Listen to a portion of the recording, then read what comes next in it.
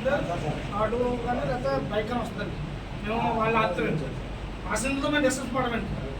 వాళ్ళ ఏ ఆటో అయితే వస్తుందో లేకపోతే ఏ బైక్ అయితే వస్తుందో వాళ్ళతోనే మేము మాట్లాడతామండి. ప్యాసింజర్ వ్యవస్థ అవుతామండి. మీతో మేము మాట్లాడలేదండి. మేము ఆపు మీరు వెళ్ళిపోతామంటే వెళ్ళిపోండి. మేము మాత్రం మేము ఆప్చాము. ఆపే హక్కు మాకు లేదు. మేము ఏదైతే ఆటో ఉందో ఆటో వాడు మేము మాట్లాడుకుంటాం. రేపు పొద్దున ఏదో సమస్య వచ్చిందనుకో ఆరు విన్నాను మేము విన్నాను 6 పెద్దలు మేము పెద్దలు మాట్లాడుకుంటాం తప్పండి. మీరు రారు, మీరు మా దగ్గర మేము నిద్రాం మీరు వెళ్ళిపోతామంటే వెళ్ళిపోండి మేము చెప్తామండి. కొంతమంది గంటల్లో 9 గంటలండి.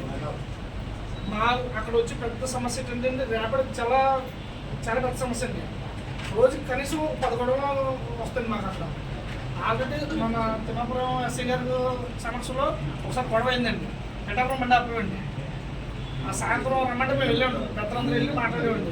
ఆయన ఒకరు వస్తే వాళ్ళు రేపటి వాళ్ళందరూ వస్తారని అంటే తర్వాత పొద్దున్న రమ్మన్నారండి. వెళ్ళామండి. 80 మంది వాళ్ళు వచ్చారండి. వెంటనేనండి 80 ఆటో వచ్చారండి. రేపడండి అప్పుడు ఎస్ఐ గారు అన్నారండి, మీకు ఎలాగా వీలవుతుంది ఎలా చెప్పారంటే సార్ ఏం లేదండి మా పాయింట్లోకి వచ్చి ఎక్కించుకోవద్దానండి. బయటికి వెళ్ళిపోయి మా పాయింట్ దాటి ఎక్కించుకోమనండి. కనీసం 400-500 మీటర్లు డిస్టెన్స్లో ఎక్కించుకోమనండి. మేము వాళ్ళు ఆపమండి. బయట వాళ్ళు అస్సలు ఆపోసారు. ఆటోలు అయితే మాత్రం ఆటో కానీ బైక్ కానీ పాయింట్ని దాటి ఎక్కించుకోమనండి. మేము ఆపితే కనుక మీరు మా మీద ఎటువంటి చర్య తీసుకున్నా సరే ఆ యాక్షన్ మేము అంగీకరిస్తామనేసి ఆ ర్యాపిడ్ వాళ్ళకి మాకు లెటర్ రాసి ఇచ్చారండి ఎస్ఐ గారండి. అంటే ఏదో సమస్య అంటే అది వేరే విషయం అండి. అంటే మాకు లిమిట్స్ తిమ్మాపురం కాబట్టి తిమ్మాపురం ఎస్ఐ గారు వాళ్ళకి మాకు మధ్య వాళ్ళు 10 మంది సంస్థలు మా 10 మంది సంస్థలు పెట్టుకొని లెటర్ ఇచ్చారండి. ఆ తర్వాత 10% 20% తగ్గిందండి.